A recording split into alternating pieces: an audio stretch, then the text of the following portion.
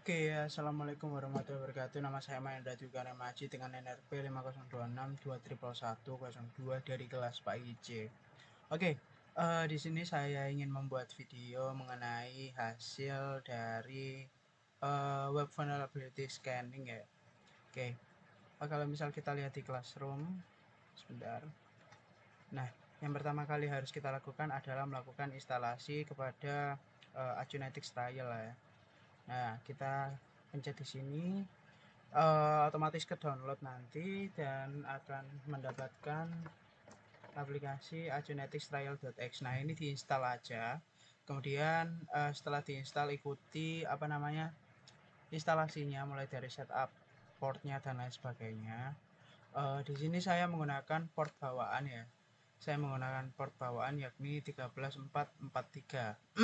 Dan saya menggunakan email TS untuk melakukan login, mendaftarkan akun ya.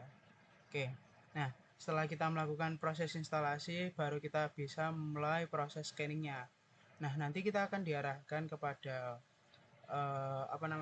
halaman localhost seperti ini dengan port 13443 sesuai apa yang kita masukkan sebelumnya. Nah, kemudian langkah awalnya kita pergi ke target, kemudian ya kita add target sesuai dengan yang ada di sini. Nah, sepertinya beberapa web dari sini itu ada web yang memang cuman sebagai kecuali saja, karena ketika saya mencoba yang ini, ketika saya mencoba hackathon ini, itu dia tidak mendapatkan vulnerability apapun. Dia cuma mendapatkan risk levelnya di level paling rendah, di low. Nah, dan itu tidak membutuhkan waktu yang lama untuk melakukan scanning ya. Bisa dilihat di sini, saya sudah melakukan 2 kali hackathon web test, scanning test.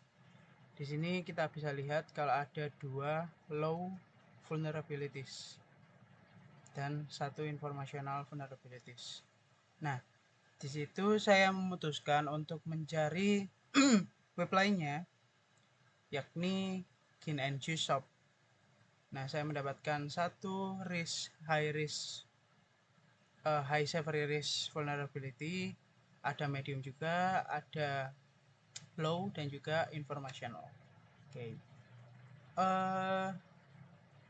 Ya, kita tinggal masukkan aja target, kemudian GinNGuice, dan mungkin deskripsi ini kita bisa isi sesuai dengan ini GinNGuice AWS ya, teknologi use-nya. Nah, jadi kita add target aja.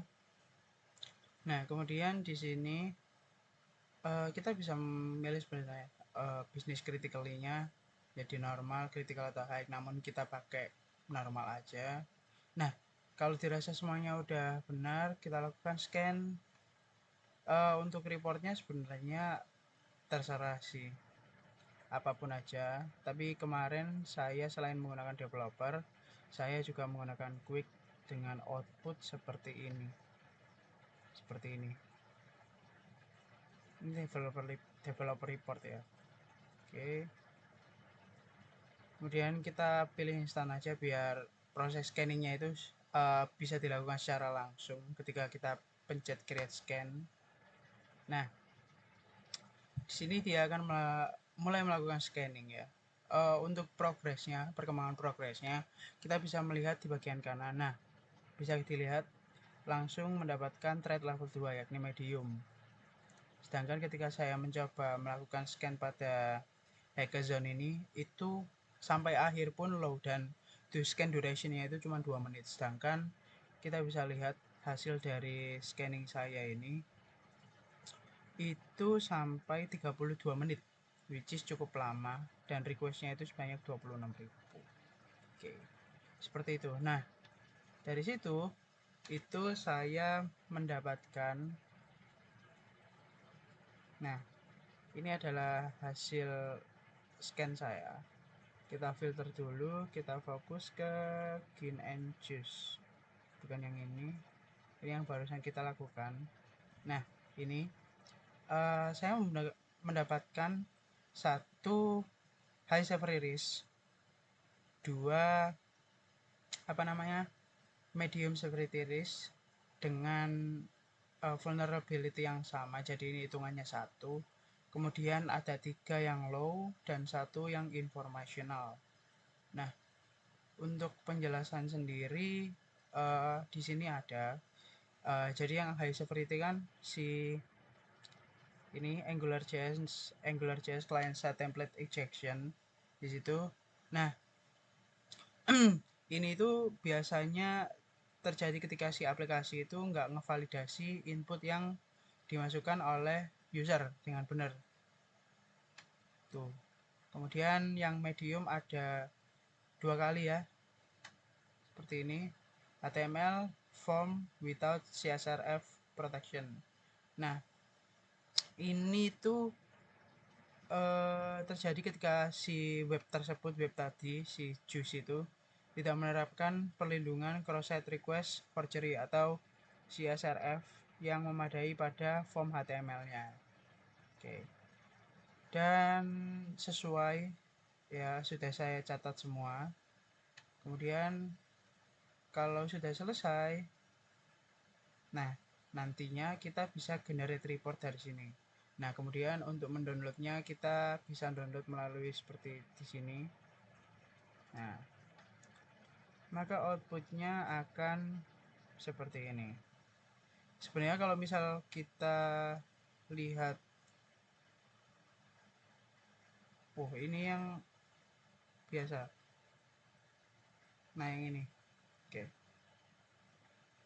Nih, kalau misal kita lihat sebenarnya dia sudah memberikan kita detail ya. Nah,